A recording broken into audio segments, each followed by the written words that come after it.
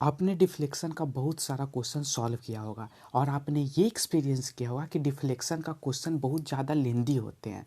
लेकिन क्या आप उस क्वेश्चन का शॉर्ट ट्रिक जानते हैं? अगर नहीं तो इस वीडियो को लास्ट तक जरूर देखिएगा। बिना किसी देरी के मैं सूरज कुमार स्वागत करता हूँ आपके अपने यूट्यूब चैनल सपोर्टिव ज्ञान में। Let's begin. ये हम सबसे पहला क्वेश्चन करने जा रहे हैं। इस क्वेश्चन में क्या है, A be simply supported beam दिया हुआ है और इस सिंपली सपोर्टेड बीम पर यूडीएल लग रहा है L/2 डिस्टेंस तक। ठीक है, तो हमको निकालना है कि सी पॉइंट पे डिफ्लेक्शन क्या होगा। अगर इस क्वेश्चन को जनरल मेथड से सॉल्व करते तो हम या तो डबल इंटीग्रेशन मेथड लगाते या तो मैकुले मेथड लगाते, सिंपल यही सोचते। लेकिन हम इस क्वेश्चन को एकदम इजी वे में कैसे कर सकते हैं, तो इजी वे में सोचने के लिए हम ये कहेंगे कि अगर ये सिंपली सपोर्टेड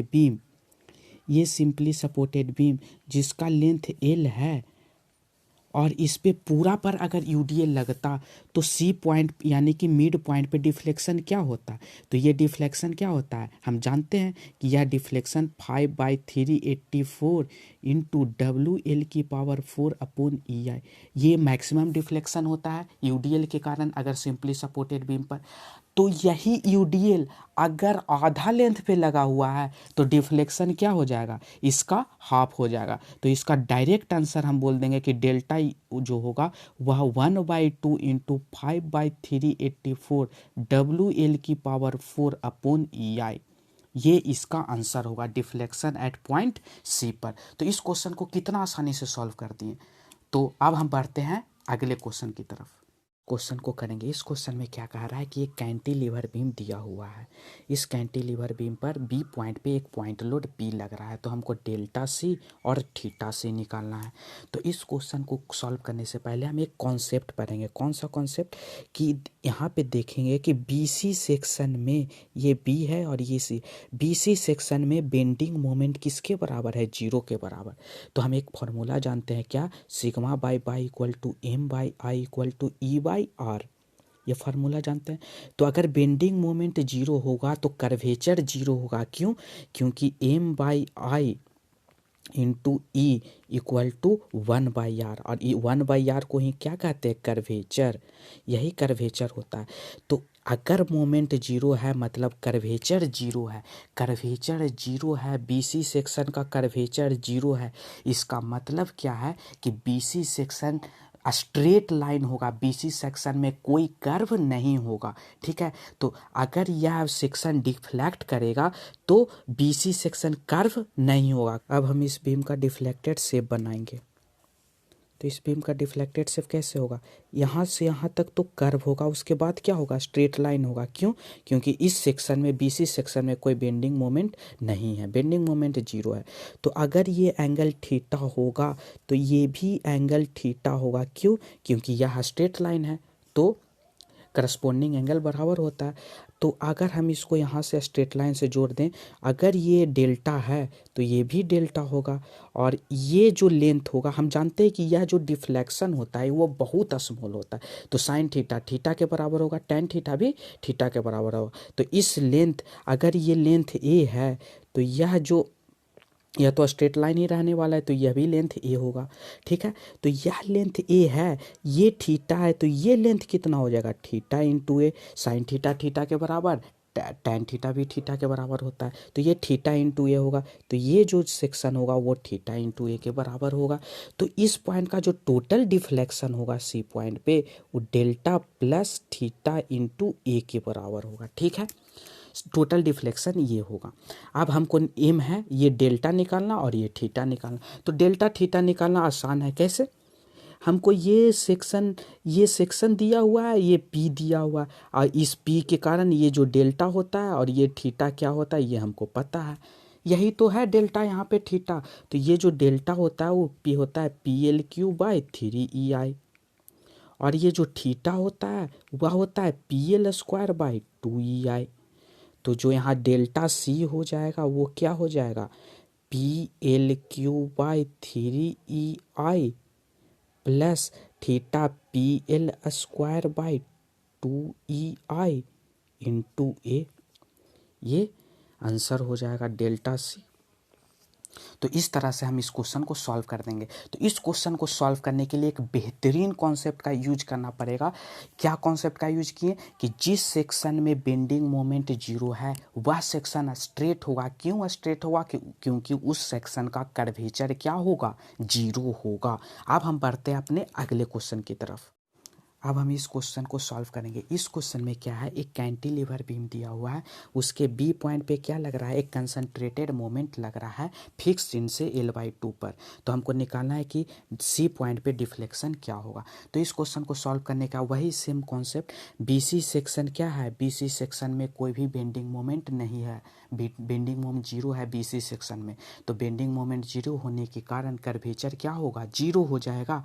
कर्वेचर जीरो होगा तो BC सेक्शन बेंड नहीं करेगा, BC सेक्शन क्या होगा? स्ट्रेट लाइन ही रहेगा। तो आइए इसका हम डिफ्लेक्टेड शेप क्या होगा वो निकालते हैं, ड्रॉ करते हैं। तो यहाँ पे बी पे एक मोमेंट m लग रहा है, तो इसका डिफ्लेक्टेड शेप ऐसा होगा और यहाँ पे स्ट्रेट लाइन होगा। BC सेक्शन क्या होगा? स्ट्रेट लाइन होगा। अगर ये थीटा है तो ये भी थीटा होगा, और ये जो डिफ्लेक्शन यहाँ पे बी पॉइंट पर है, अगर ये डेल्टा है तो ये क्या होगा? ये भी डेल्टा होगा। और ये लेंथ L/2 है तो यहाँ से यहाँ तक भी लेंथ क्या होगा? L/2 रहेगा, क्योंकि लेंथ तो चेंज नहीं होगा। लेंथ चेंज नहीं होगा, ये L/2 है। और साइन थीटा थीटा के बराबर होता है, टेन थीटा थीटा के बराबर होता है अगर थीटा स्मॉल होता है तो यह जो लेंथ होगा वो क्या होगा? Theta into L/2, theta into L/2। तो जो डेल्टा सी होगा, इस पॉइंट पे जो डेल्टा सी होगा वो क्या होगा? Delta plus theta into L/2। अब हमारा एम है डेल्टा और थीटा निकालना, तो वही सेम कॉन्सेप्ट।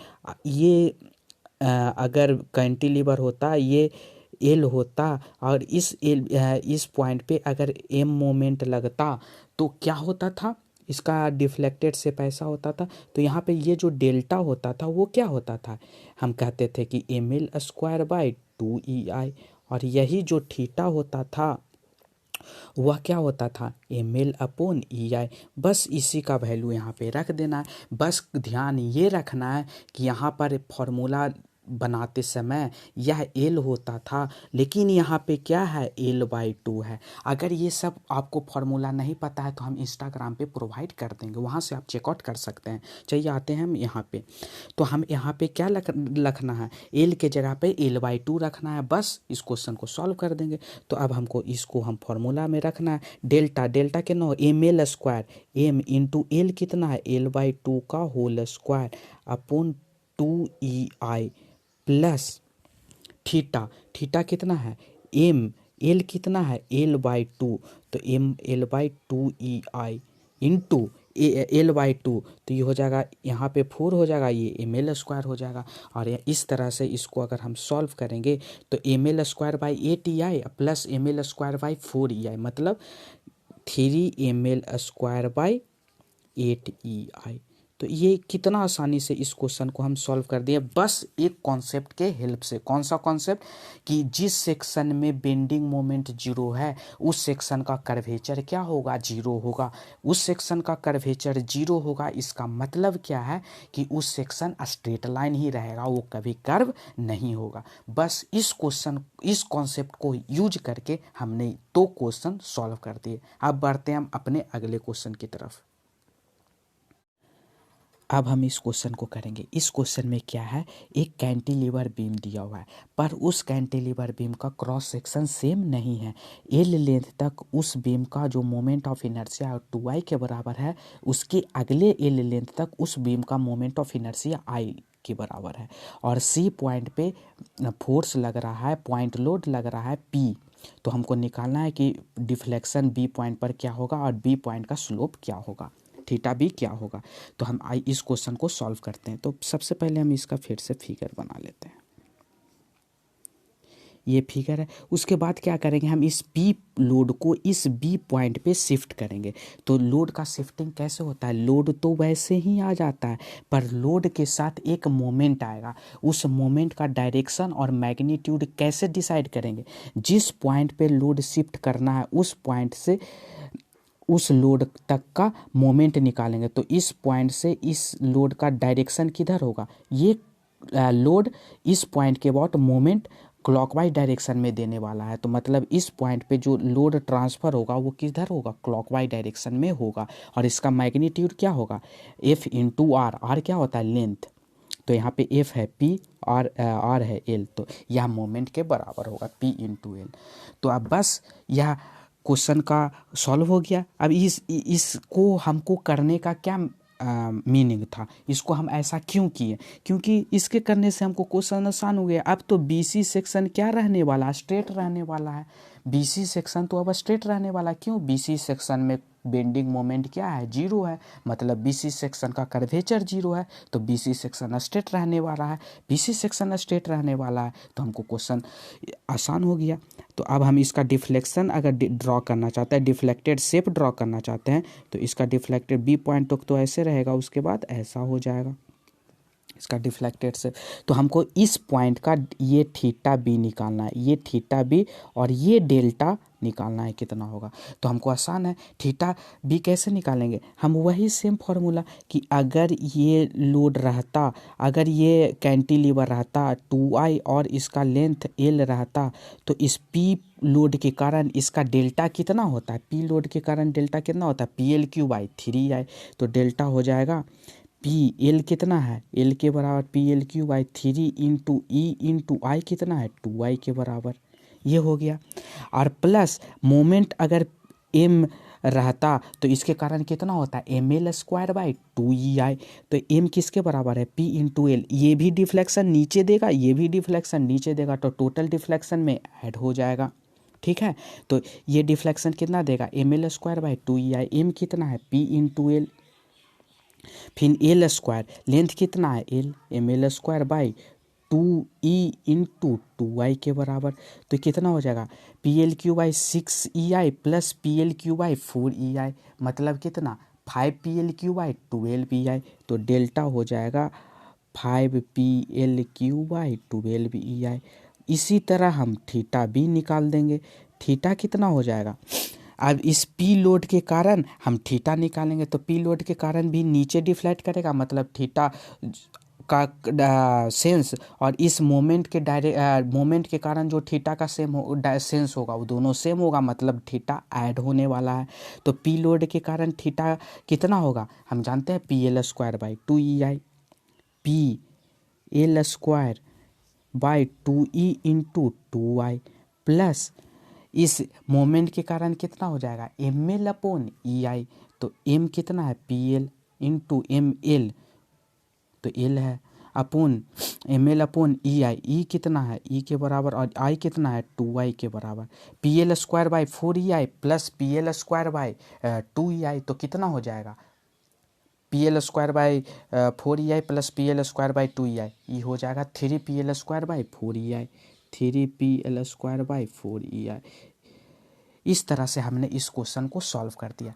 अगर आपसे क्वेश्चन में ये कहा जाए कि हमको निकालो deflection and slope at point C, तो आप कैसे करेंगे, यह आप ट्राई कीजिएगा। हम इसका सॉल्यूशन अगले पार्ट में देंगे।